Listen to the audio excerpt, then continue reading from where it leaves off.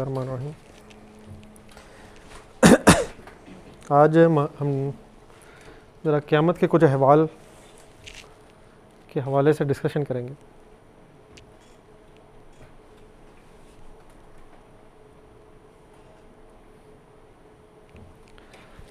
अपना ज़रा बचपन जहन में लाएं। कभी स्कूल का वो दिन याद है जिस दिन, अपना बचपन सर, आप इधर उधर ढूंढ रहे हैं वो दिन याद है जिस दिन रिज़ल्ट आता है?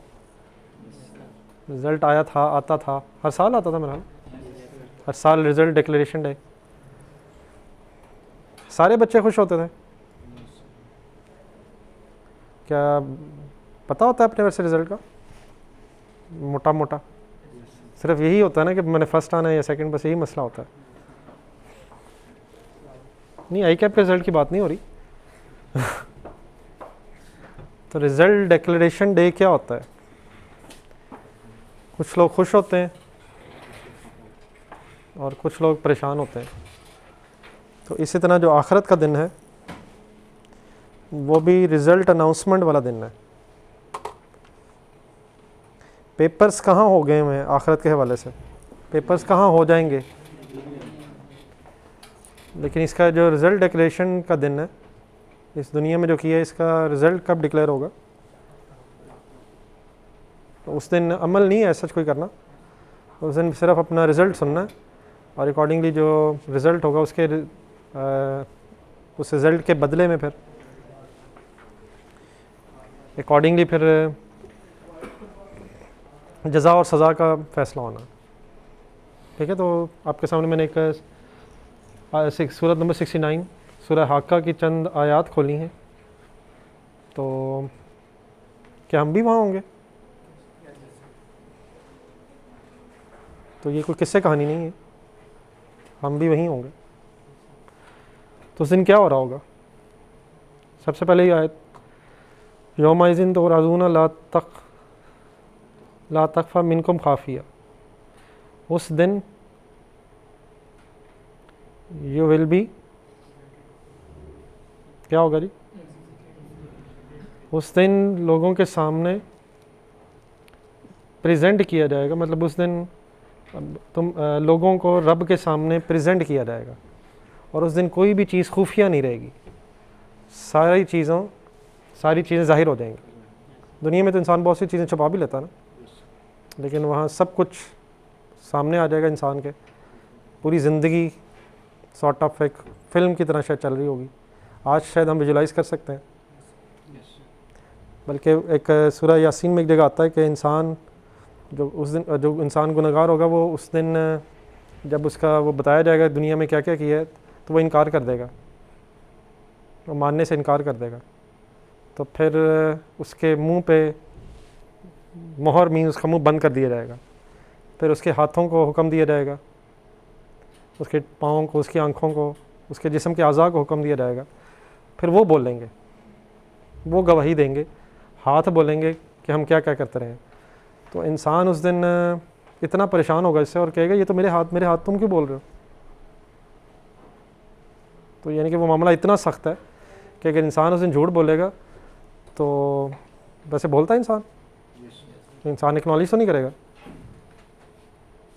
तो फिर उसका मुंह बंद कर दिया जाएगा और उसके हाथों को, उसके पाँव को, उसके जिस्म के अज़ा को ये हुक्म दिया जाएगा कि तुम शहादत दो।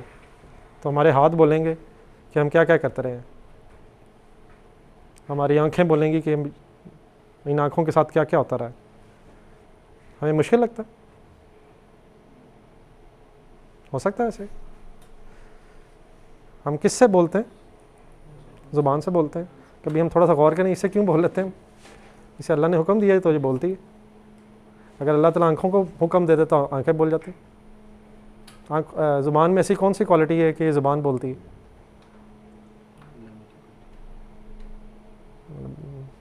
ज़ुबान की नहीं है, गोश्त का टुकड़ा है तो इसे रब ने सलाहियत दी है। आँखें देख क्यों लेती? अल्लाह ताला ने देखने की सलाहियत दी है। अल्लाह ताला चाहता तो आँखों से बुलवा देता और ज़ुबान से दिखवा देता। क्या ख्याल है? तो ये तो अल्लाह का फ़ैसला ना।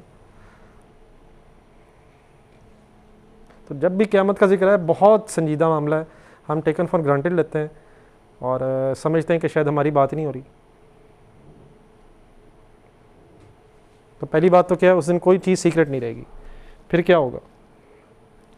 फिर आपने सुना होगा कि दाएं हाथ में माल दिए जाएंगे या बाएं हाथ में दिए जाएंगे, इतना कभी सुना? तो नेक्स्ट बताया जा रहा है कि जिनको उनके रिकॉर्ड्स, उनके अमाल सीधे हाथ में पकड़ाए जाएंगे, वो फिर खुशी खुशी लोगों को दिखाते रहेंगे। जिस तरह रिज़ल्ट कार्ड अगर मिले आपको और आपका रिज़ल्ट बड़ा अच्छा आया हो, तो इंसान फिर क्या चाहता है कि बस सबके सामने डिस्क्लोज़ हो, तो अपनी खुशी के इजहार के तौर पे। तो इंसान के अगर दाएं हाथ में माल, मतलब दाएं हाथ में उसको माल दिए जाएंगे जो उस दिन कामयाब हो जाएगा, तो वो फिर अपना जो रिज़ल्ट सॉर्ट ऑफ है, जो भी उसे पकड़ाया जाएगा, वो फिर लोगों को दिखाएगा और कहेगा ये देखो मेरे रिकॉर्ड, लोगों को दिखाता फिरेगा। बिल्कुल बच्चा बन जाएगा सर इंसान। वो शायद खुशी इतनी ज़्यादा होगी, हमेशा की कामयाबी है वो छोटी मोटी खुशी नहीं है, वो हमेशा की नाकामी भी है। ना वो छोटी नाकामी है और ना ही वो छोटी कामयाबी है, वो हमेशा की कामयाबी और हमेशा की नाकामी है। तो ज़रा हम अपने रिज़ल्ट ज़रा जो दुनिया में आते हैं उन पे हमारा बिहेवियर क्या होता है? आपको अच्छा लगता है जब रिज़ल्ट आता है? सीए का रिज़ल्ट अच्छा आ जाए तो कितना अच्छा लगता है? उस दिन क्या दिल करता है? मैं जा के लोगों को बताऊं, मैं उस दोस्त को भी फ़ोन करूं जिसका नहीं आ रहा, उसका क्यों नहीं आ रहा होता? हम जिस दोस्त को फ़ोन करते हैं उसका फ़ोन बंद होता है, वो क्या होता है? वो चाह रहा होता है मेरे से कोई आज बात ना करे। ऐसे ही होता है सर सीए में, सब बंदे तो खुश नहीं होते। फिर अब उसके ज़रा अगली बातें सुने ज़रा, ये कि किसकी अभी फ़िलहाल बात हुई है शुरू में, जिसका अमाल, जिसके रिज़ल्ट कार्ड सॉर्ट ऑफ के साथ में पकड़ाया जाएगा, तो जो कामयाब हुआ है उसकी बात हो रही है। अब वो कहेगा कि मुझे लगता था जन कि मुझे अपना अल्टीमेटली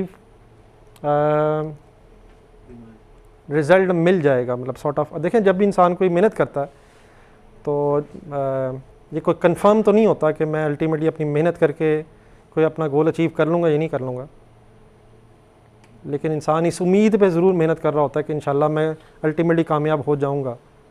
तो वो उस एंगल से ये लिखा हुआ है कि मेरा गुमान था कि मुझे ज़रूर ये कामयाबी मिलेगी। ये नहीं उस यहाँ पे लिखा हुआ है कि मुझे कंफर्म था।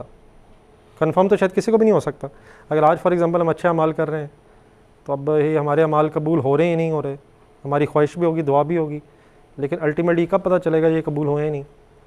तो अपना पास जहन में ला के, जो ज़िंदगी गुजर गई है उसको जहन में ला के कहेगा कि मुझे उम्मीद थी सॉर्ट ऑफ कि मुझे अच्छा बदला मिलेगा। इंसान इसी अच्छे बदले की एक्सपेक्टेशन में कोई नेकी करता है, ठीक है। तो अगर उसे ये बदला मिल जाए तो फिर क्या होगा? वह फ़हुआ फ़ीशत राज़िया, और फिर वो एक ऐसी ज़िंदगी में होगा। कौन सी कैसी ज़िंदगी में? यहाँ क्या लिखा हुआ एक, लेकिन ये ईशत जो है ये ऐश वाली ज़िंदगी के, सुना है मैंने कल लफ्ज़? तो ऐसी पुरसकून ऐश वाली ज़िंदगी में होगा, शायद मन मानी ज़िंदगी में होगा। दुनिया में अगर आप रब की मान लेंगे तो आखिरत में फिर वो मिलेगा जो इंसान खुद चाहेगा। रिक्वायर्ड क्या है? दुनिया में रब की मान ली जाए और फिर आखिरत में अपनी मनवा ली जाए। लेकिन हमारा दिल क्या करता है? दुनिया में भी मनमानी हो तो आखिरत में तो हो ही हो। अगर हो ही जाए आखिरत तो वहाँ भी हो। तो वक्ती तौर पे एक सेक्रीफाइस है। इस दुनिया की टेम्परेरी ज़िंदगी में क्या रिक्वायर्ड है कि रब की मान के चला जाए, और फिर रब उसके अगेंस्ट रिवॉर्ड क्या देगा कि वहाँ आके अपनी मनमानी कर लो। हम क्या चाहते हैं? क्या चाहते हैं सर? ऐसे ही चाहते हैं, मतलब हम भी चाहते हैं दुनिया में रब की मान लें। होना तो ऐसे ही चाहिए ना यार। तो किस लाइफ में टेम्परेरी तौर पे अगर किसकी मान लें तो फिर किस लाइफ में परमानेंट ऐश व इशरत की ज़िंदगी है। कभी आप जन्नत की नेमतों के बारे में सुना होगा, कभी आप दुनिया में किसी बड़े से बड़े बादशाह का अगर तसव्वुर करें ना, तो उस तरह का वो जिक्र आता है, तख्त लगे होंगे, ग़ुलाम होंगे, वगैरह वगैरह होंगे। तो एक जन्नत में अल्हम्दुलिल्लाह कुछ नहीं करना, वहाँ कुछ सीए वगैरह नहीं करना, कोई डिग्री शिग्री नहीं चाहिए। वो एक कंप्लीट एक शहाना ज़िंदगी सॉर्ट ऑफ है, एक एम्पायर का कॉन्सेप्ट है। मतलब सब कुछ बस नेमते ही नेमते हैं, कुछ भी नहीं इंसान ने करना। तो दुनिया में एफर्ट करनी है और उस एफर्ट का रिज़ल्ट जो है वो हमेशा की ज़िंदगी में। और वो जो लाइफस्टाइल है वो बादशाहों वाला सॉर्ट ऑफ, सुनिए कभी नेम आखिरत के हवाले से, तो उसमें क्या होता है, बेहिसाब मिलेगा, वो भी मिलेगा, वो भी मिलेगा। तो वो बिल्कुल उस तरह की लाइफ है जिस तरह एक बादशाहों की ज़िंदगी होती है। बस प्रॉब्लम ये है कि इंसान दुनिया में चाहता है कि वो ये लाइफस्टाइल अपना ले, हालांकि रब उसे उस ज़िंदगी में ये लाइफस्टाइल देना चाहता है जो जिस ज़िंदगी में ये परमानेंट मिलेगा। यहाँ अगर फॉर एग्जांपल ये लाइफस्टाइल मिल ही जाए ज़िंदगी में, दुनिया की ज़िंदगी में, तो कितने अरसे के लिए होगा। तो अब अपनी सारी एफर्ट इंसान इस दुनिया में आगे से आगे से आगे से आगे से आगे से आगे जाते में लगा देता है। हालांकि ठीक है, दुनिया की ज़िंदगी में ज़रूरियात होती हैं, तो इंसान अपनी ज़रूरियात पूरी करने के बाद अपनी हमेशा की ज़िंदगी के लिए नेमतें हासिल करने के लिए कोशिश करे, तो शायद ये प्रूडेंट डिसीजन है। दुनिया में अगर मिल भी जाए तो वक्ती होगा, और कितना का वक्ती होगा कोई पता नहीं, मिले और ठीक है। तो अपनी ज़रूरियात हलाम हराम जहन में रख के इंसान दुनिया की अगर ज़िंदगी गुजारे तो हमेशा की ज़िंदगी में फिर जो उसका दिल करेगा वो उसका रिवॉर्ड के तौर पे मिलेगा, ठीक है। बल्कि एक हदीस है, उस हदीस का मफ़हूम ये है, हमेशा शायद जहन में रखनी चाहिए। वैसे तो जन्नत की नेमतों के बारे में कुरान में बार बार आता है, हदीस में भी आता है, लेकिन उस वसल्लम की एक हदीस है कि जन्नत की नेमतें वो हैं जिनके बारे में ना कभी किसी इंसान ने सुना, ना उन्हें देखा, और सबसे बढ़ के ना किसी के जहन में गुमान आया। तो असल जो नेमतें हैं उनके बारे में तो हम तसव्वुर भी नहीं कर सकते। हमें बस थोड़ा सा आइडिया देने के लिए सॉर्ट ऑफ अल्लाह ताला ने कुरान में कुछ चीज़ें बताई हैं, वरना वो एक ऐसी जगह होगी जहाँ इंसान कभी बोर नहीं होगा। दुनिया में आपको जो मर्ज़ी मिल जाए, जब वो चीज़ मिल जाती है तो इंसान कुछ दिन बाद बोर हो जाता है। तो वो एक ऐसी जगह होगी जहाँ से इंसान का कभी निकलने को दिल नहीं करेगा। तो हमें इस चीज़ का एक्सपीरियंस ही नहीं है। हम तो दुनिया की जिस भी चीज़ की तरफ अगर देख लें, कुछ अर्सा एंजॉय कर लेंगे, उसके बाद वो एंजॉयमेंट ख़त्म हो जाएगी। इंसान को कुछ और चाहिए, ये दिल मांगे मोर, ये सुने कभी? नहीं, सही है, सेंटेंस तो ठीक है, इसमें सही कोई शक नहीं है। वाकई दिल और मांगता और जब आ जाता और। लेकिन बस रिक्वायर्ड क्या है, इस दुनिया की ज़िंदगी में इस दिल को काबू में रखा जाए, और ये जो और है ये कहाँ जाके ले लिया जाए, तो जन्नत में ले लिया जाए, ठीक है। लेकिन ये पॉसिबल नहीं है कि यहाँ भी और फिर वहाँ भी और। कहीं एक जगह सेक्रीफाइस करना पड़ेगा। आप लोग बताएं प्रूडेंट डिसीजन क्या होगा? यहाँ सेक्रीफाइस करें, वहाँ देख लें आप। लेकिन ये नज़र आता है, वो नज़र नहीं आता, लेकिन यही शायद असल टेस्ट है कि गैब पे ईमान लाना। क्या ये कुरान सच्ची किताब है? क्या मैंने भी दी है, सुन आपने भी लिया है, लेकिन अगर हमारा ईमान हो तो यकीनन वो सब कुछ ना हो जो हम कर रहे हैं, जो माशरे में हो रहा है। तो असल में क्या चीज़ मिसिंग है? ज़ुबानी इकरार तो है, लेकिन हमारे दिल में शायद उसका उस तरह से यकीन नहीं है जो रिक्वायर्ड है। क्या ICAP के पेपर मार्च में आ जाएंगे? इसका यकीन है हमें? यकीन है यार। फ़ीस जमा करा रहे हैं, फ़ीस जमा कराने की प्लानिंग कर रहे हैं, पढ़ाई आजकल माशाल्लाह फुल स्विंग में आई हुई है। आपको यकीन है? क्या क़यामत का दिन भी आ जाएगा? क्या मौत पहले आ सकती है? लेकिन अगर हमें यकीन आ जाए इस बात पर, तो फिर अकॉर्डिंगली हम उसकी भी प्लानिंग करेंगे। तो असल में यकीन की कमी है किस चीज़ पे? उन बातों पे जो हमने सुनी हुई है। दुनिया की ज़िंदगी टेम्परेरी है, मर जाना है, मर के हिसाब देना है, ये बातें तो हो जाती हैं, सुन भी लेते हैं, लेकिन ये चीज़ें अगर वाकई यकीन वाले लेवल पे आ जाएं तो हमारे आमाल भी डेफिनेटली चेंज होंगे। वरना हम ये बातें करते हैं, हरकतें नहीं बदलती। तो वजह क्या है? वो रिक्वायर्ड ईमान जो होना चाहिए वो शायद मिसिंग है। और उसको ईमान को पैदा करने का तरीका भी यही है कि हम बार बार उस किताब को पढ़ें जो हमारे नज़दीक वाकई सबसे सच्ची किताब है। उसमें कोई डाउट भी नहीं है। और बार बार आप पढ़ेंगे तो अल्लाह ताला के तरीके से, जिस तरीके से अल्लाह ताला ने बार बार समझाया, उस चीज़ से समझना में भी आसानी होती है। एक है, मैं अपने लफ्ज़ों में बताऊँ, उसकी वो तासीर नहीं है। जब आप कुरान को एज़ इट इज़ इसके टेक्स्ट के साथ पढ़ें, या टेक्स्ट की इवन ट्रांसलेशन भी इवन कर लें आप अलहदगी में बैठ के, जिस हम अदरवाइज सब्जेक्ट अपनी पढ़ाई को अलहदगी में बैठ के टाइम देते हैं। अगर फॉर एग्जांपल आप अकाउंटिंग के सवाल गैदरिंग में करें बैठ के, उधर से भी आवाज़ें आ रही हैं, उधर से भी आवाज़ें आ रही हैं, कोई नहीं समझ आना आपको, क्या करते हैं आप? अलहदगी में बैठते हैं, और लोग अगर बोल रहे हैं तो उन्हें मना भी करते हैं, फिर आपको बात समझ भी आती है। इसी तरह अगर हम सुकून से कहीं बैठ के पढ़ें और वाकई इसको सोचें तो यकीनन इसका भी असर होता है। ठीक है, चलिए जी, क्या बात हो रही थी, किसकी बात हो रही थी? नहीं, मतलब थोड़ा सा ज़रा रिवाइज़ कर लें। जिसको दाएं हाथ में उसका मालनामा दिया जाएगा, ठीक है, तो उसको फाइनली कौन सी ज़िंदगी मिलेगी? उसे जन्नत में बुलंद तरीन मकाम बनेंगे, उसे नेमतों का फिर आगे जिक्र आ गया है, नेमतें मिलेंगी, फिर उसे कहा जाएगा खाओ पियो ऐश करो उन अमाल के अगेंस्ट जो तुमने उस टाइम पीरियड में कर लिए हैं जो गुजर गया है। यानी कि जन्नत में आप जाकर दोबारा कोई अमल नहीं करना है। खाओ पियो ऐश करो, ये दुनिया में भी स्लोगन है, इंग्लिश में है ना यार, eat drink and B Mary. तो ये सबसे बड़ा धोखा है। यहाँ कोई असल ऐश कहाँ है? तो वहाँ कह दिया जाएगा अब तुमने कुछ नहीं करना, जो तुमने करना था वो कर लिया है, वो वक्त गुजर गया है, अमाल का वक्त गुजर गया है, अब सिर्फ उसका अजर रह गया है। ठीक है, तो हमने भी बड़े स्लोगन बनाए हुए हैं इर्द गिर्द, लेकिन वो दुनिया की ज़िंदगी के हवाले से हमने बना लिए हैं, हालांकि वो स्लोगन्स कहाँ के लिए हैं? सही है, इंसान कहाँ ये चीज़ें चाह रहा है? लेकिन अगर मिल भी जाए, ये बात सही है जो मैं बार बार कह रहा हूँ, अगर मिल भी जाए तो टेम्परेरी है। कैसे टेम्परेरी?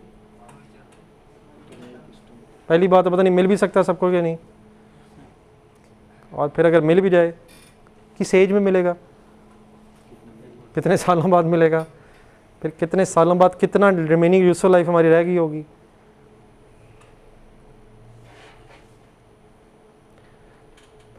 क्या मेरी इस बात का मतलब हुआ दुनिया में कुछ ना खाया पिया जाए? क्या मतलब हुआ? फिर दुनिया में ना रहा जाए, दुनिया में कोई खाना पीना आज से बंद, खाएं पिएं सर, लेकिन ऐशो इशरत की जगह नहीं है। हलाल हराम को देख के ज़िंदगी गुजारें। ठीक है, सब कुछ तो यहाँ बादशाहों को भी नहीं मिलता। आपका क्या ख्याल है, कोई बादशाह की अगर डेथ होती होगी तो वो दुनिया में सारी ख्वाहिशात पूरी करके जाता होगा? ख्वाहिशात पूरी करने के लिए दुनिया है ही नहीं। ये दुनिया सिर्फ ज़रूरियात पूरी करने के लिए, ख्वाहिशात के लिए अल्लाह ताला ने जन्नत बनाई है। यहाँ दुनिया किस लिए बनाई है? इस दुनिया में सफिशेंट चीज़ें हैं, सब लोगों की जितनी भी आबादी है वो सब आबादी की सफिशेंट ज़रूरियात पूरी करने के लिए दुनिया में अनफ चीज़ें हैं। लेकिन एक शख्स की भी ख्वाहिशात पूरी करने के लिए इस दुनिया में सफिशेंट चीज़ें नहीं हैं। फॉर एग्ज़ाम्पल, अगर आपको पूरी दुनिया मिल जाए तो आपकी ख्वाहिश होगी कि मुझे अगर एक और मिल जाए तो ज़रा मज़ा आएगा। रसूल की एक हदीस है कि अगर इब्ने आदम कौन है जी? हम सारे इब्ने आदम ही हैं।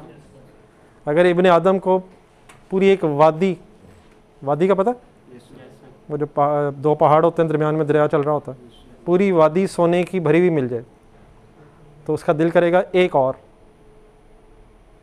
अगर एक और मिल जाए तो उसका दिल करेगा एक और फिर कंक्लूड हमने इस तरह से किए कि इब्ने आदम का जो मुंह है ये और जो ये करता रहता है, ये सिर्फ कब्र की मिट्टी भर सकती है। मरेगा तो ये और ख़त्म होगा, वरना ये और की हवस ख़त्म नहीं होगी। होता है फॉर एग्ज़ाम्पल, अगर आपके पास 50 लाख आ जाए, अभी है नहीं ना इसलिए आपको लग रहा है 50 लाख, लेकिन अगर आ जाए तो काफ़ी होगा। फिर आप कहेंगे 50 लाख से क्या आता, क्या है 50 लाख में तो आता ही कुछ नहीं। फर्ज करें एक ज़ीरो और लग जाए, कितने हो जाएंगे? एक ज़ीरो और लग गया सर, अब कितना हो गया? अगर आ जाए फिर क्या करेंगे?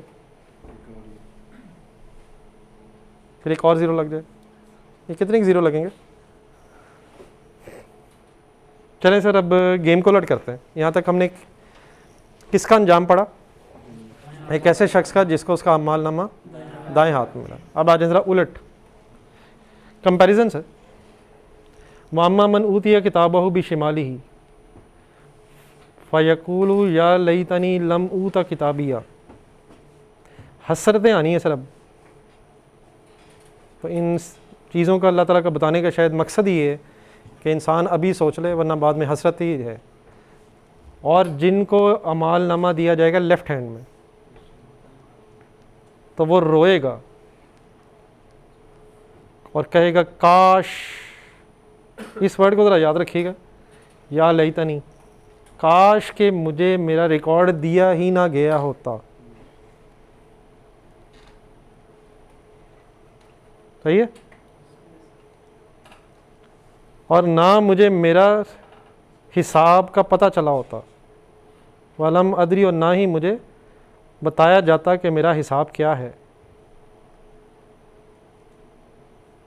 ठीक है, आगे फिर काश कि मौत ने मेरा एंड कर दिया होता। इसका क्या मतलब है?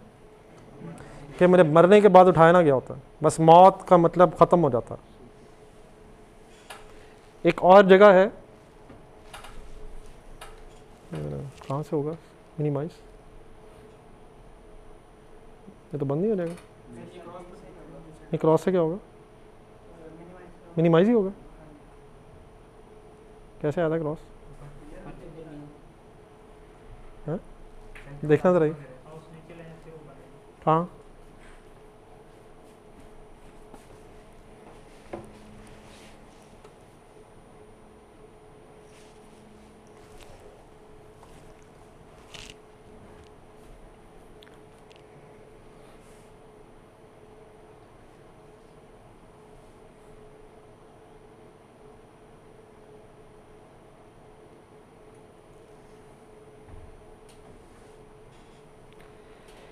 एक चीज़ मैंने किसी से एक दफ़ा ज़माने में सुनी थी कि नौजवानी में उस रब के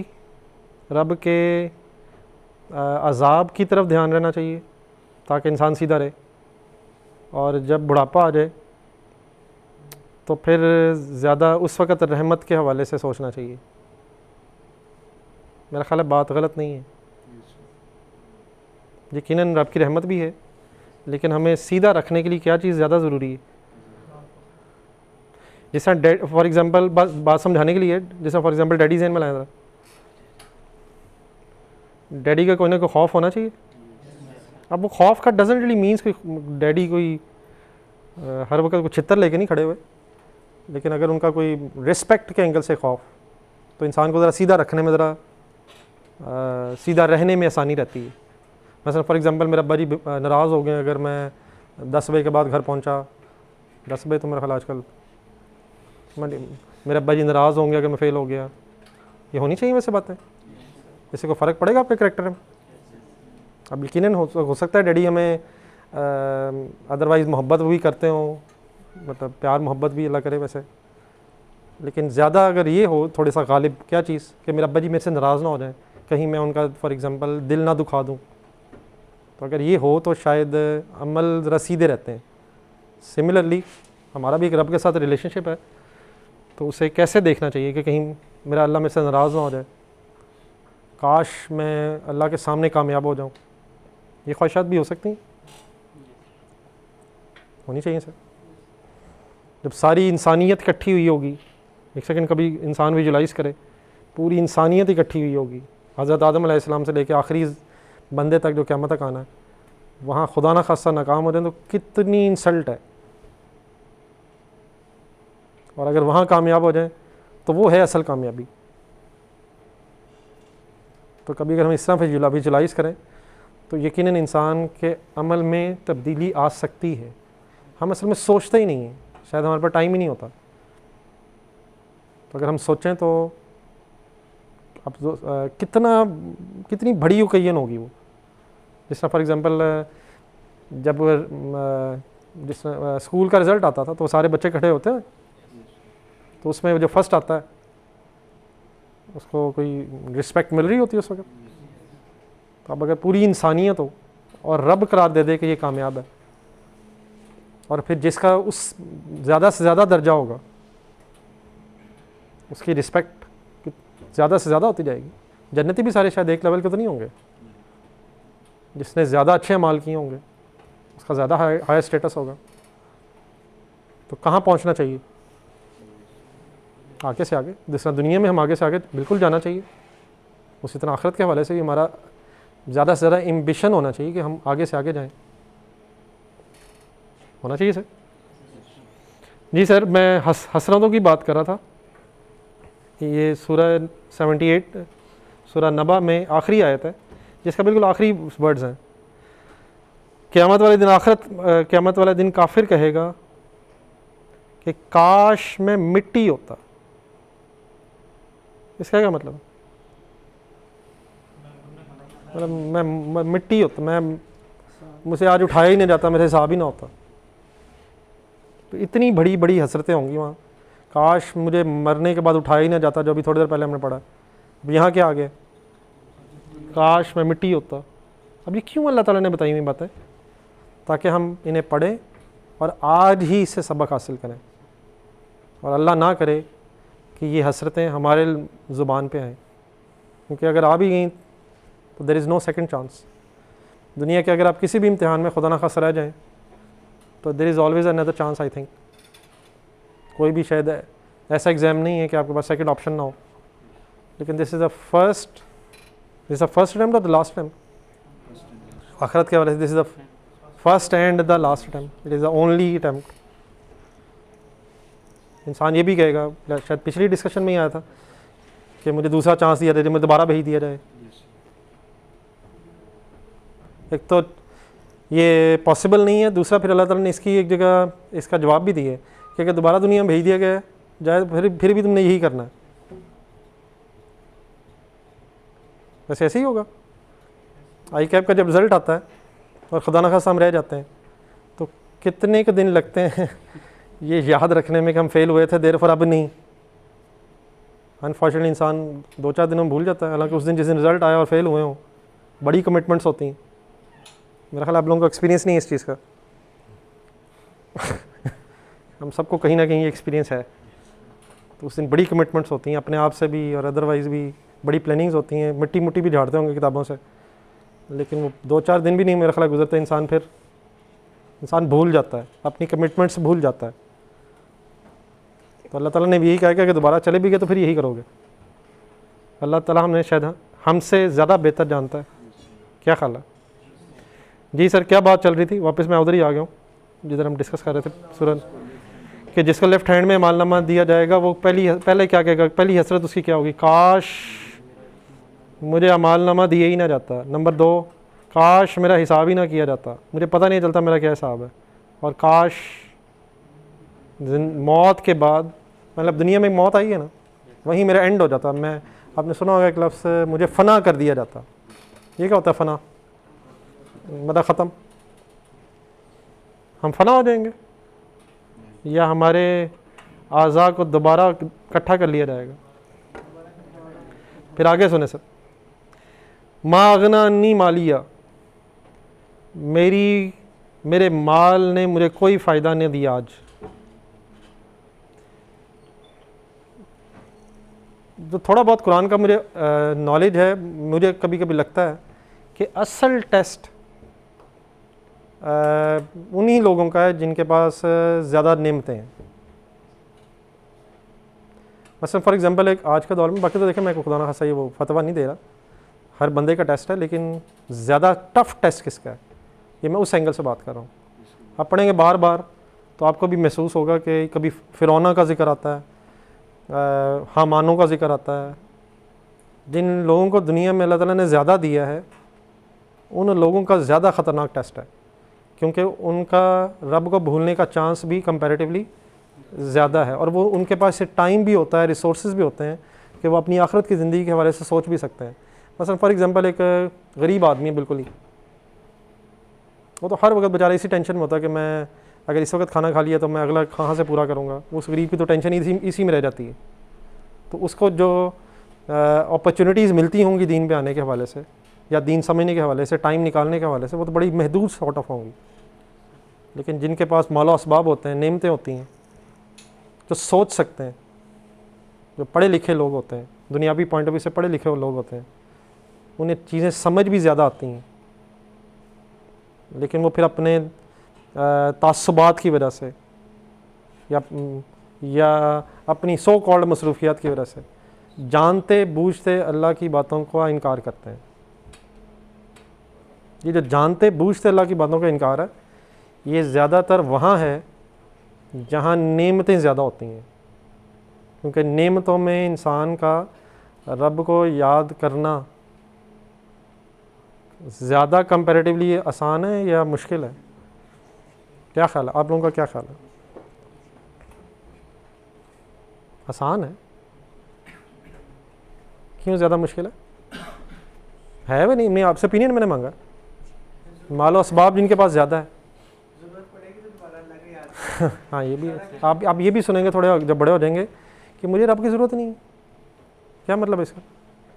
मतलब मेरा जहाँ दिल करता है मैं खा लेता हूँ, जहाँ से मैं बीमार होता हूँ तो जिस हॉस्पिटल में चाहता हूँ चला जाता हूँ, मुझे जो गाड़ी चाहिए होती है मैं ले लेता हूँ, मुझे जो घर चाहिए मैं ले लेता हूँ, मेरा जब दिल करता है मैं अमेरिका की सैर कर लेता हूँ, स्विट्ज़रलैंड चला जाता हूँ, दुबई पहुँच जाता हूँ।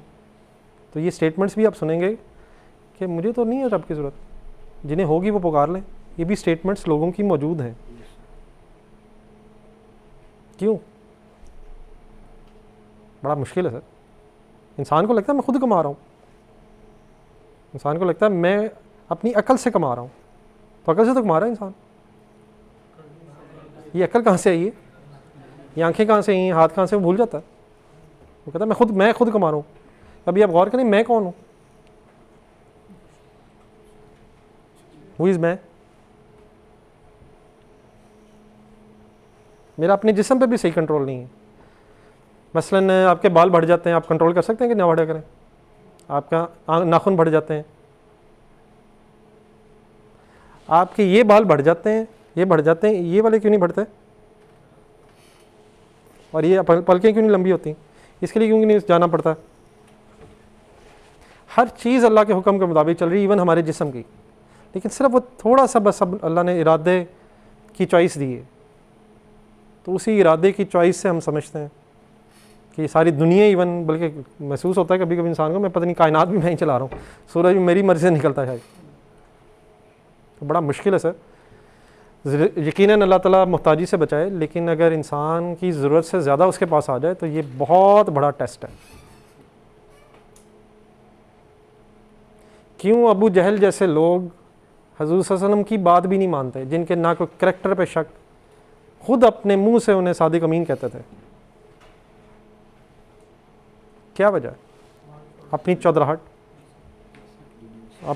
अपना स्टेटस वक्ती तौर पे कुर्बान करना पड़ता है, अपनी सरदारी। लेकिन आप 1450 साल गुजर गए हैं, वो सरदारी वैसी ख़त्म होनी थी। कहाँ है वो सरदारी? तो वो तो ख़त्म होनी ही थी। एक है कि अपनी फ्री विल से उसको सेक्रीफाइस कर दिया जाता, तब भी ख़त्म हो जानी थी, अदरवाइज़ भी ख़त्म हो गई है। नेट रिज़ल्ट तो सेम है, लेकिन अगर फ्री विल से ख़त्म छोड़ देता तो शायद हमेशा के लिए कामयाब हो जाता। ऐसे ही है ना। सिमिलरली आज भी अपने अपना स्टेटस होता है, आज भी इंसान आजमाया जा रहा है। तो ये चीज़ें कुछ अपने आप को सरेंडर करना पड़ता है, रब के हुक्म को प्रायोरिटी पे रखना पड़ता है, अपनी मैं मारनी पड़ती है। लेकिन ये टेम्परेरी है। अगर नहीं भी मारेंगे अपनी मैं समझे, मैं मारे पड़ने, ये क्या होती? मैं, मेरी मर्ज़ी, अना, मेरी मर्ज़ी, मेरा जो दिल करे मैं वो करूँगा। इसको मारना पड़ता है, अपने आप को रब के सामने झुकाना पड़ता है। नहीं भी झुकाएंगे तो फॉर एग्जांपल 25 साल रिमेनिंग लाइफ है, रिमेनिंग यूजफुल लाइफ मैंने अपनी कही है, अल्लाह ना करे 25 भी वैसे हो, ज़्यादा ही हो जाएगी, लेकिन मतलब जो भी होगी वो गुजर जाएगी। इन एनी केस मेरी चॉइस है ना, ये जो भी लाइफ है उसने गुजर तो जाना ही है। लेकिन at the end of the day अंजाम सेम नहीं है, अंजाम बहुत डिफरेंट है, मतलब कुछ थोड़ा बहुत डिफरेंट भी नहीं है। अभी आपने क्या पढ़ा है और अब क्या पढ़ रहे हैं, मतलब बिल्कुल ही 100% कंट्रास्ट है। ठीक है सर। तो क्या कहेगा जी वो, माँ अगना अन्नी, मेरे माल ने मुझे आज कोई फ़ायदा नहीं दिया, मेरी बादशाहत ने मुझे मरवा दिया। ये क्या लिखा है इसका इंग्लिश, या चले मेरी वो जो बादशाह थी, सुल्तानी थी, मेरी जो अथॉरिटी थी वो चली गई,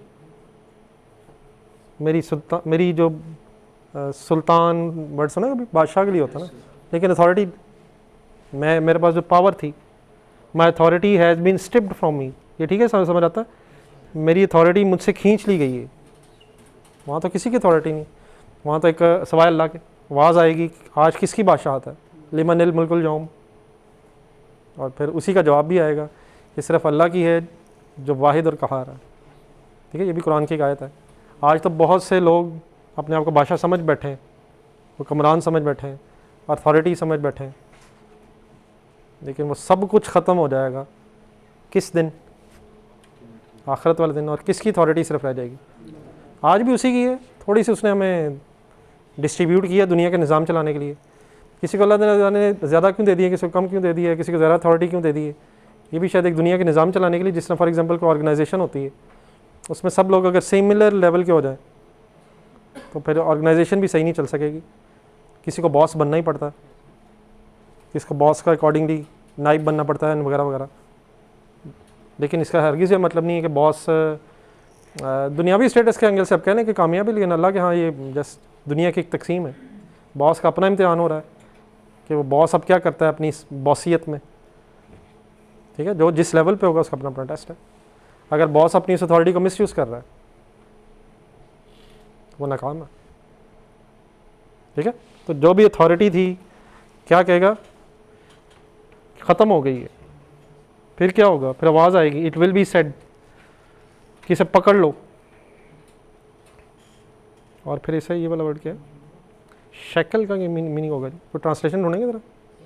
मेरा ख्याल है उसे जंजीरों में जकड़ने के एंगल से है, ज़रा अगर कहीं से मिल जाए इसकी ट्रांसलेशन इंग्लिश में। ज़रा सीज़ का मतलब तो क्या है, पकड़ लो, और देन इसे जकड़ लो। मेरा ख्याल इस एंगल से है, ज़रा अगर मिल जाए एग्जैक्टली।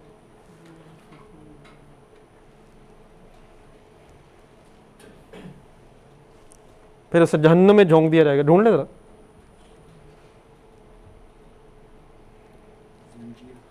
हाँ जी, जंजीरें जकड़ लिया जाएगा, जंजीरों में जकड़ लिया जाएगा, फिर उसे जहन्नुम में फेंक दिया जाएगा, और देन फिर उसे ये है दोबारा चेन्स 70 गज। अब यहाँ आर्म्स लिखा हुआ है, वो आर्म इतना ही होता मतलब। पर सर ये मेरा ख्याल है ये जो हमने पढ़ा ये कुछ चॉइस वाली बात ही नहीं है। मतलब देयर इज़ वो होता ना कि ऑप्शन नंबर 1 ऑप्शन नंबर 2, तो ये ऑप्शन वाली बहस ही नहीं है। क्या ख्याल है, इससे मतलब ऑप्शन समझा जा सकता है कि चलो वो नहीं तो ये सही। अल्लाह ना करे, अल्लाह ताला हम सबको इस अजाब से महफूज रखे। लेकिन क्या इसके लिए कुछ अमल भी करने पड़ेंगे सर, उसके लिए भी, और खुदा न खास्ता इसके लिए भी। मनमानी ज़िंदगी गुजारेंगे तो सर तब भी अल्लाह ताला ने अंजाम बता दिए, और अगर रब की मान के चलेंगे, टेम्परेरी है, दोनों टेम्परेरी हैं। नहीं मानेंगे वो भी टेम्परेरी है, नहीं मतलब दुनिया की ज़िंदगी तो दोनों एंगल से टेम्परेरी है ना। लेकिन जो उसकी जज़ा है वो भी परमानेंट है, और जो उसकी सज़ा है वो भी परमानेंट है। एक और जगह मेरे जहन में आ रही थी कि आपको कुछ ज़्यादा तो नहीं वैसे डरा रहा, ये ज़रूरी है सर। मैंने भी अपनी ज़िंदगी में ही सीखा है कि सच को फेस करना चाहिए, चाहे वो जितना मर्जी कड़वा हो, क्योंकि मेरे सच को बंद कर देने से सच ख़त्म नहीं होगा। मैं कुरान ना खोलूँ, एक ये एटीट्यूड भी है। बल्कि आपको ये भी लोग मिलेंगे कि मैं इसलिए ये दीन की बात नहीं सुनता कि अमल करना पड़ेगा। तो क्या इग्नोरेंस ऑफ लॉ सुना है सेंटेंस कभी? तो वो कोई एक्सक्यूज़ होता है? मुझे पता ही नहीं था 320 सेक्शन भी खुदा ना खासा कोई है, मुझे पता ही नहीं थी कि कत्ल भी कोई सज़ा दी। क्या आप कह सकेंगे खुदा ना खासा फड़का देंगे किसी को? तो इग्नोरेंस ऑफ लॉ कोई एक्सक्यूज़ नहीं है।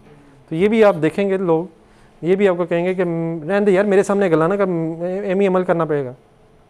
ये मेरे नज़रिए कि ज़्यादा बड़ी एरोगेंस है कि आप सच सुनना ही नहीं चाह रहे।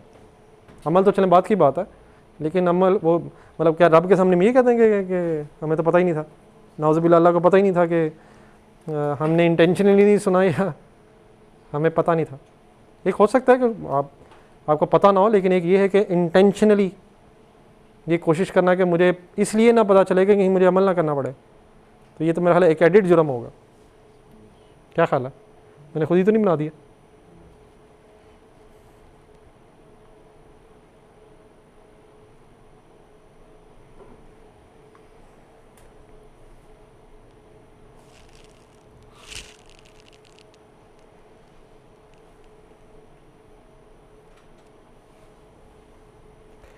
आज जो चीज़ें हमें बड़ी मुश्किल लगती हैं कि वो कैसे होंगी, वो क्या होगा, वो सब कुछ जो जो हमारे ज़हन में आता है उसका बेहतरीन जवाब, बल्कि जो हमारे ज़हन में भी नहीं आता वो भी बातें यहाँ कुरान में आपको मिलेंगी।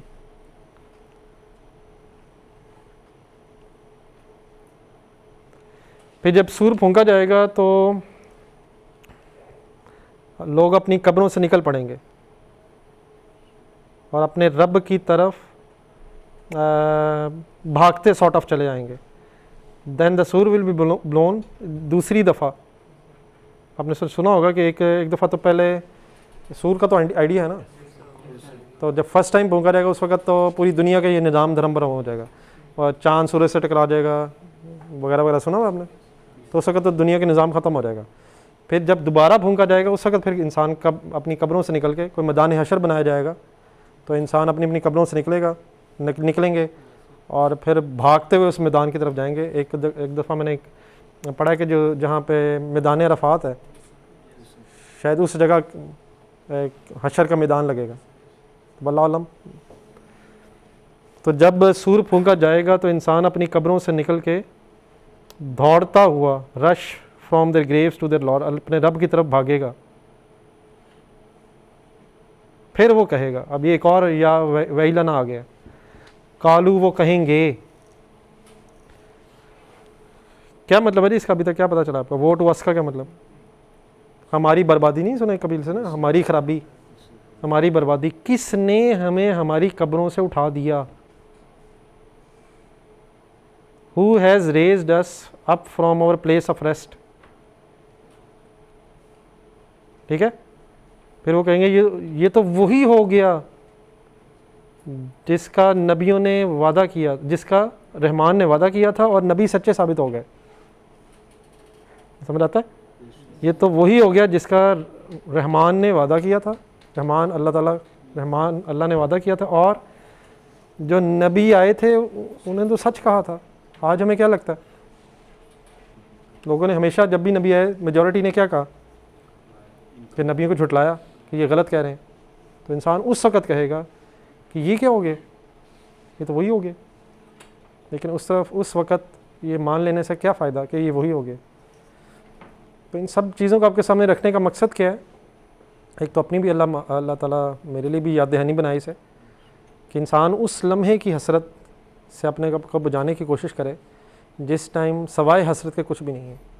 अगर उस वक़्त हम ये एक्नॉलेज कर भी लें तो उस वक्त तो कर ही लेना है। क्यों कर लेना है? उस वक्त तो चॉइस ही कोई नहीं है, नज़र आ रहा होगा सब कुछ। लेकिन हमसे रिक्वायर्ड क्या है कि अपनी अक्ल इस्तेमाल करें। अगर अल्लाह ताला ये सब निज़ाम बना सकता है, हमें इस दुनिया में बना सकता है, तो क्या दोबारा खड़ा नहीं कर सकता?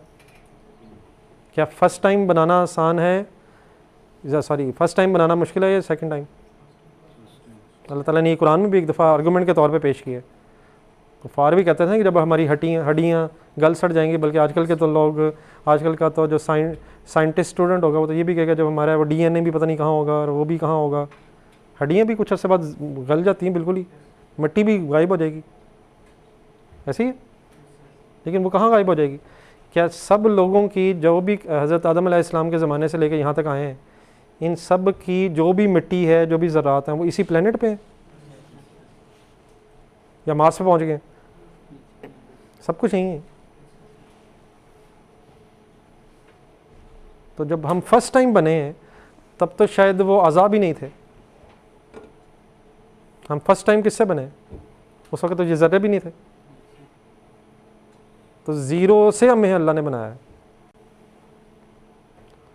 अब सेकंड टाइम तो फिर भी कुछ ना कुछ ज़र्रे हैं शायद, तो अल्लाह ताला को तो उनकी ज़रूरत ही नहीं थी।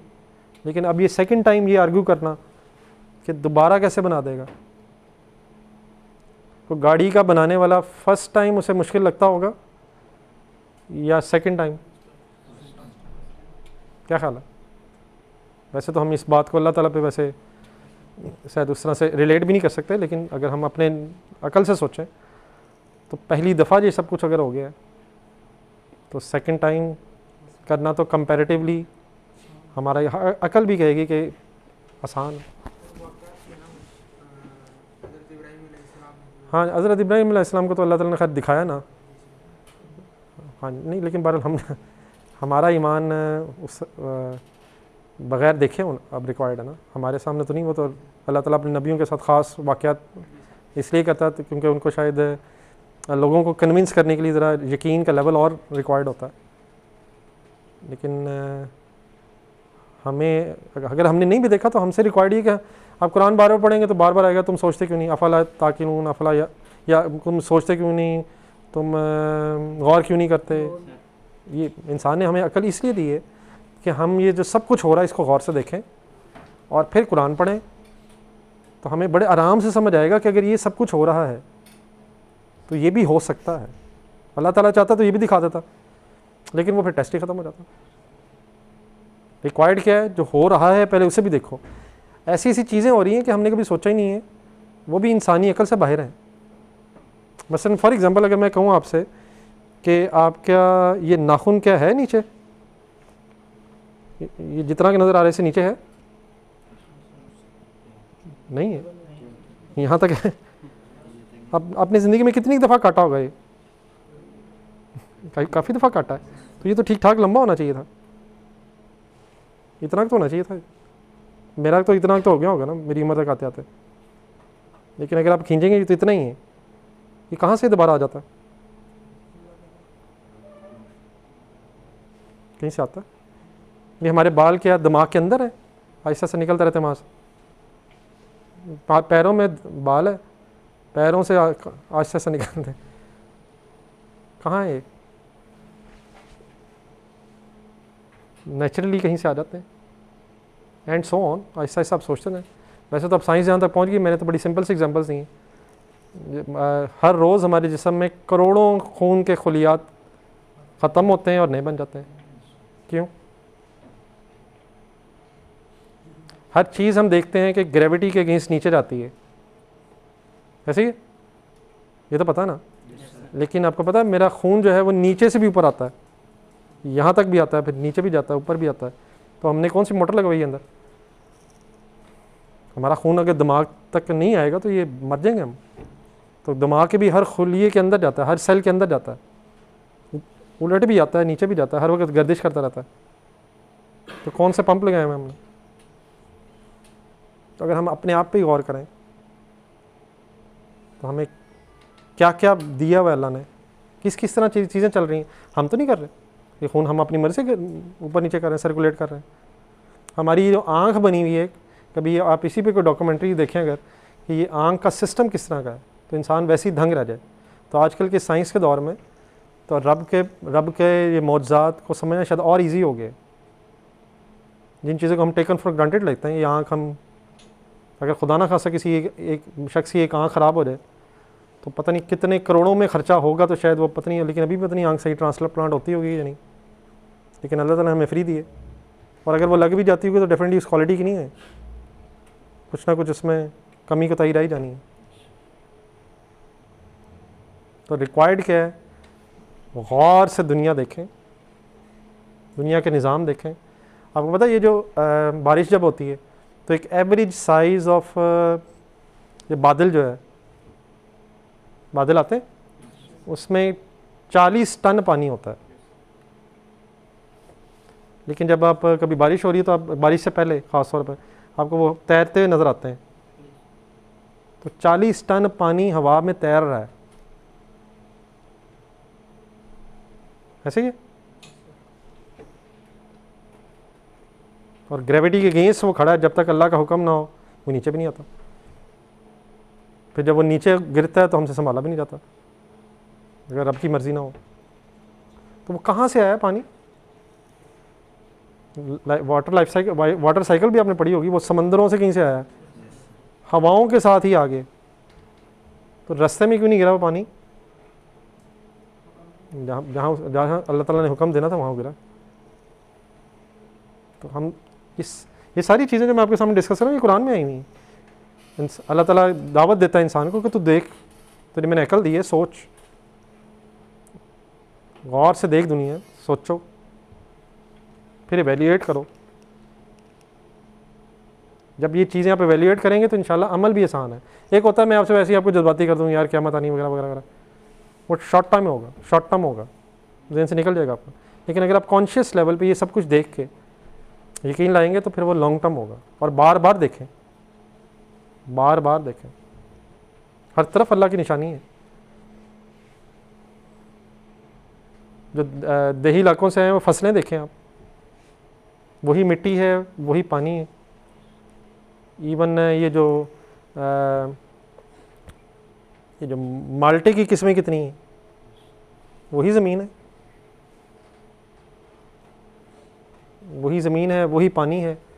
किसी पौधे में से किस तरह का वो फल निकलता है, किसी में किस तरह का निकलता है। उस रैप जिस तरह हुआ है वो किसने की है?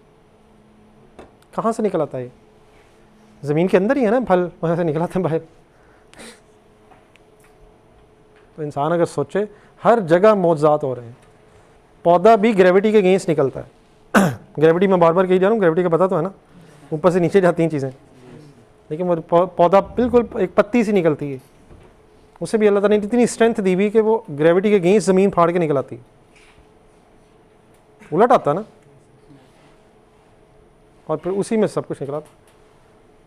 क्या वो एक बीज के अंदर है सब कुछ? उसी में से रब निकाली जा रहा। हम भी सॉर्ट ऑफ एक बीज से निकले, उसी से निकल के हमारी हड्डियाँ बनी हैं, उसमें सब कुछ बना। लेकिन जब हम बन जाते हैं, जवानी आती है ख़ास तौर पे, इंसान कहता है बस अब मुझे कोई ना रोके, बस, फिर वो जवानी फेड हो जाती है। फिर इंसान कभी किसी से कहता है पुत्र यार हाथ फड़ी यार, कभी किसी के सहारे पे चलता है। ये टेम्परेरी सा 15-20 साल की उनका लाइफ स्पैन है जो असल टेस्ट है। बाकी तो बाद में तो, लेकिन खैर बाकी भी उस उम्र के बाद भी सब लोगों को तौफीक नहीं होती है, लेकिन आखिरकार उसकी हड्डियाँ बोल रही होती हैं उनको तो बस कर, उन तेरी कहानी मुक गई। उसकी हड्डियों में से आवाज़ें आती हैं, उसका जिस्म उसे कह रहा होता है कि तो अब तेरी कहानी मुक रही है। लेकिन इस उम्र में, जिस उम्र में आप हैं, इसमें ऐसे लगता है कि मैंने कभी बूढ़े नहीं होना। लेकिन आपको आज से 10 साल पहले भी लगता होगा कि मैंने बच्चा ही रहना है। वक्त गुजर जाता है। डरा रहा हूँ मैं चाहता हूँ नौजवान हर वक्त रोते रहें। कंक्लूड करेगा कि मेरी सारी डिस्कशन का मकसद क्या है जी आपके सामने, क्या समझ आया आपको? कुछ नहीं समझ आया। परमानेंट को कभी टेम्परेरी को सेक्रीफाइस ना करें टेम्परेरी के अगेंस्ट। और अगर वक्ती तौर पे टेम्परेरी सेक्रीफाइस करना पड़ जाए तो महंगा सौदा नहीं, करना पड़ता है, आजमाइश है। ये ज़रूरी नहीं कि टेम्परेरी में भी सब कुछ मिल जाए और परमानेंट में भी। बल्कि यहाँ ये भी मेरी बात याद रखिए कि यहाँ अगर ज़्यादा आ जाए तो टेस्ट मुश्किल है। इसको अच्छी तरह सोच लीजिए ज़िंदगी में, वरना शायद इंसान बड़े धोखों में रहता है। तसल्ली से सोच लीजिएगा। ये नहीं कि मैंने कहा आपको समझ आ गई, यही सबसे बड़ा मसला है। इंसान कहता है मेरे पास ज़्यादा होगा ना तो बड़ी खैरात करूँगा, उस वक्त नहीं याद आता। फिर और बहुत से काम होते हैं जिनमें इंसान को महसूस होता है मेरी ज़रूरत है। तो अल्लाह ताला सबको यकीनन मोहताजी से बचाए, एमिकेबली ज़रूरियात पूरी करे। लेकिन ख्वाहिशात के पीछे भागेंगे तो टाइम वेस्टिंग है, पूरी पता नहीं होंगी भी नहीं, नंबर वन हो भी जाएंगे तो वक्ती तौर पे होंगी। कितनी प्रोबेबिलिटी है कि आपकी ख्वाहिशात सारी पूरी हो जाए? स्टैट्स पढ़ी होगी ना आप लोग 8 अरब लोग हैं, 8 अरब में मैं एक हूँ। कितनी प्रोबेबिलिटी है कि मैं अपनी सारी ख्वाहिशात, और फिर अगर हो भी गई तो कितने दिन, और फिर मुझे उनका हिसाब देना होगा कि अब मुझे अगर मिल भी गया तो मुझे उसके अगेंस्ट अकाउंटेबिलिटी मेरी होगी, मुझे अकाउंट फॉर ठहराया जाएगा। बताओ इसका क्या किया, इसका क्या किया, कहाँ से कमाया। वो 4-5 सवाल आए थे, माल कहाँ से कमाया, कहाँ खर्च किया। सिर्फ ये नहीं कहाँ से कमाया, कमाने अगर हलाल से कमा भी लिए तो अगला मसला खर्च कहाँ किए। खर्च भी वहीं करना है जहाँ उसने कहा है जिसने दिए। ऐसे ही चलिए मेरा ख्याल जी।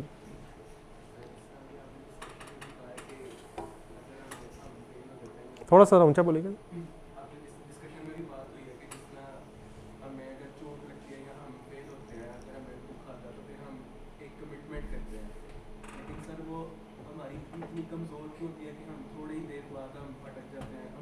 सर असल में हमारी जो अदर एक्टिविटीज़ है ना वो इतनी ज़्यादा हैं कि वो हावी हो जाती हैं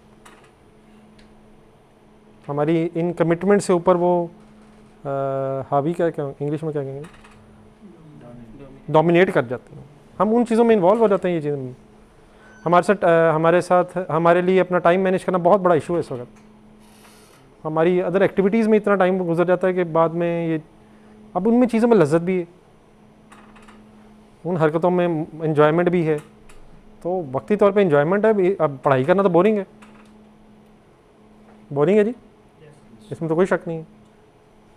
तो अब वो अपने आप अपनी आदत के अकॉर्डिंगली एडजस्ट करना पड़ेगा, अपने आप को ट्यून अप करना पड़ेगा, दोबारा आदत को रिवर्स करना पड़ेगा, तभी होगा। और आदत को चेंज करना वाकई मुश्किल काम है, लेकिन आदत को चेंज करने के लिए एक एफर्ट रिक्वायर्ड होती है, वो फिर मिसिंग हो जाती है। हमें जब लगता है यार मज़ा नहीं आ रहा तो हम कहते हैं चलो मज़ा तो आ रहा ना, जिन चीज़ों में मज़ा आ रहा तो मुझसे वापस चले जाते हैं।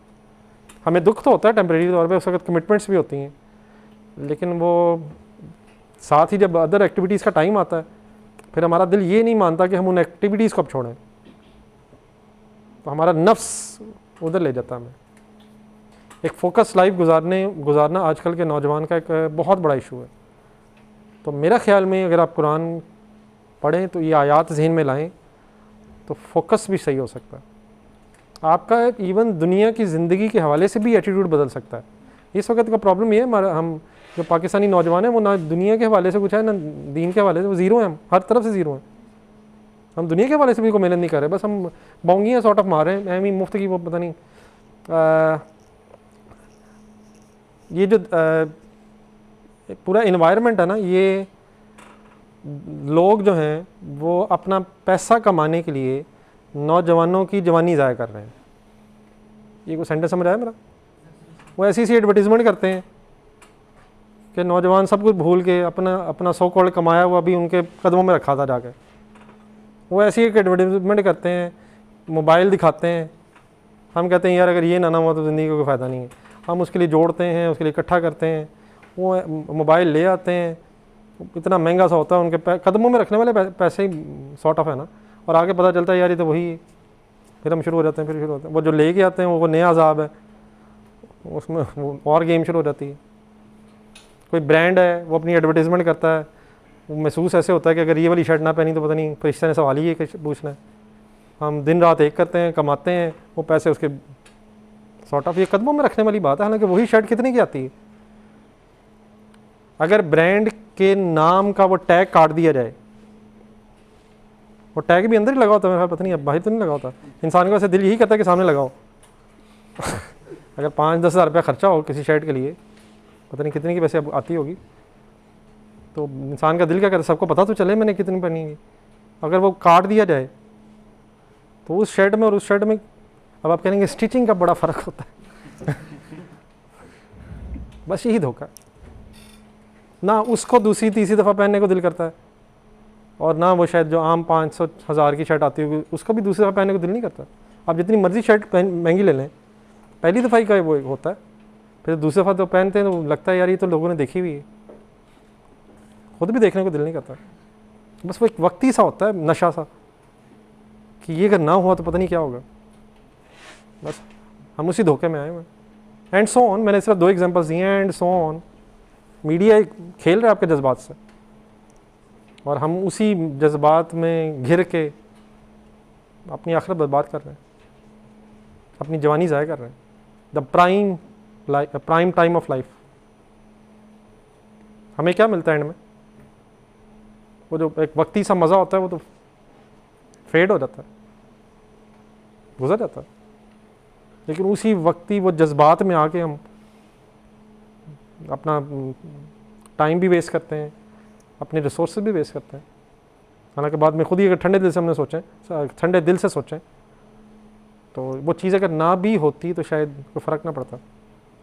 लेकिन वो एक उस वक़्त जो एक अंदर से आवाज़ आती है, फिर दोस्तों ने भी ली होती है वगैरह वगैरह, वो नज़र आता है जिसके पास है वो क्या बात है, वो इंसान इनकरेज होता है कि मैं मेरे पास भी हो। बस वो वक्ती नशा होता है। बस वो जो that particular moment of time अगर हम अपने आप को कंट्रोल कर लें तो टेस्ट में कामयाब हो जाएंगे आप। लेकिन हम उधर ही नाकाम हो जाते हैं। उस वक्त एकदम जवानी का नशा आता है, मरवा देता। ठीक है, तो ये